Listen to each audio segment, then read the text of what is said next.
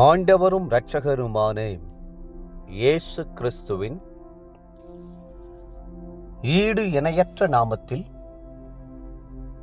அன்றன்றுள்ள அப்பம் வாசகர்களுக்கு எங்கள் அன்பின் வாழ்த்துக்கள். 2025 ஆண்டு மே மாதம் 7ஆம் தேதி புதன்கிழமைக்குரிய தின தியானம். இன்றைய தலைப்பு நோய்களின் மேல் அதிகாரம்.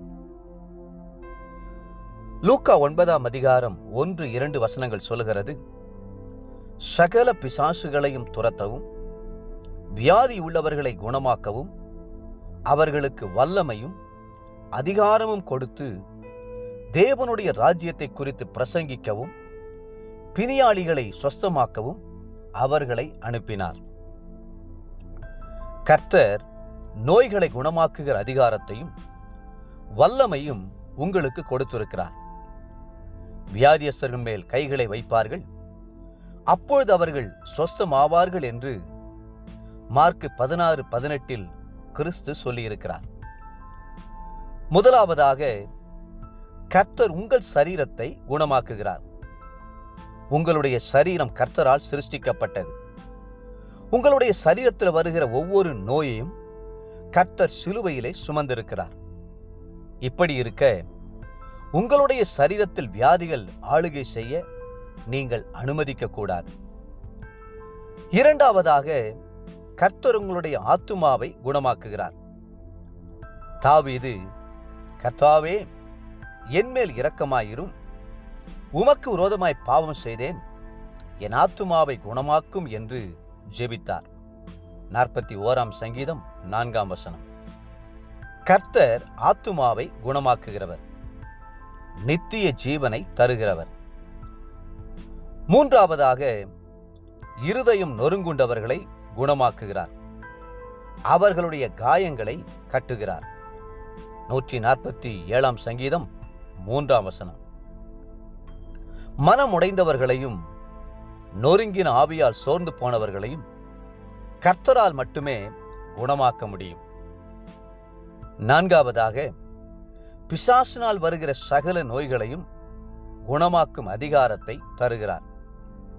வேதம் சொல்கிறது, அப்போஸ்தலர் நடவடிக்கைகள் 10:38, நசரேயனாகிய இயேசுவை தேவன் பரிசுத்த ஆவியினாலும் வல்லமையினாலும் அபிஷேகம் பண்ணினார். தேவன் அவருடனே கூட இருந்தபடினாலே அவர் நன்மை செய்கிறவராயும் பிசாசின் வல்லமையில் அகப்பட்ட யாவரையும் குணமாக்குகிறவராயும் சுற்றித் திரிந்தார். பிசாசின் வல்லமையில் அகப்பட்டவர்களை குணமாக்கினார். பிசாசை துரத்தும் போது நோய்கள் குணமாகின்றன. ஐந்தாவதாக, இயற்கையினால் வரும் வியாதிகளை குணமாக்கும் அதிகாரத்தை தருகிறார். ஆறாவதாக, தோஷங்களை குணமாக்குகிறார். ஏழாவதாக, மலட்டு கர்ப்பத்தை குணமாக்குகிறார். ஆகவே பிள்ளை இல்லாதவர்களுக்காக ஜெபித்து அதிகாரத்தோடும் வல்லமையோடும் கட்டளையிடுங்கள். நிச்சயமாகவே கர்த்தர் அற்புதம் செய்வார். எட்டாவதாக, சீர்கேடுகளை கர்த்தர் குணமாக்குவார். நான் அவர்கள் சீர்கேட்டை குணமாக்குவேன், அவர்களை மனப்பூர்வமாய் சிநேகிப்பேன், என் கோபம் அவர்களை விட்டு நீங்கிற்று என்று கர்த்தர் வாக்குத்தத்தம் பண்ணியிருக்கிறார். ஓசியா 14:4.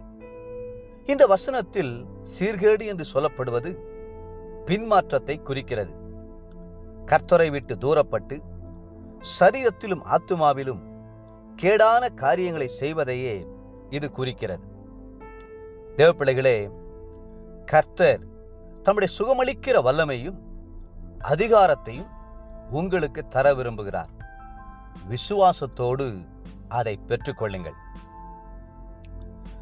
இன்றைய நினைவிற்கு யோவான் 14:12, என்னை விசுவாசிக்கிறவன் நான் செய்கிற கிரியைகளை தானும் செய்வான், இவைகளை பார்க்கிலும் பெரிய கிரியைகளையும் செய்வான். இன்றைய வேத வாசிப்பு காலை 2 ராஜாக்கள் 1, 2 மற்றும் 3ஆம் அதிகாரங்கள்.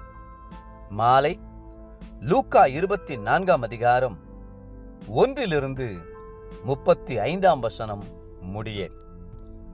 அன்புக்குரிய அன்றனுள்ள வாசகர்களே, மீண்டும் உங்களை வாழ்த்துகிறோம்.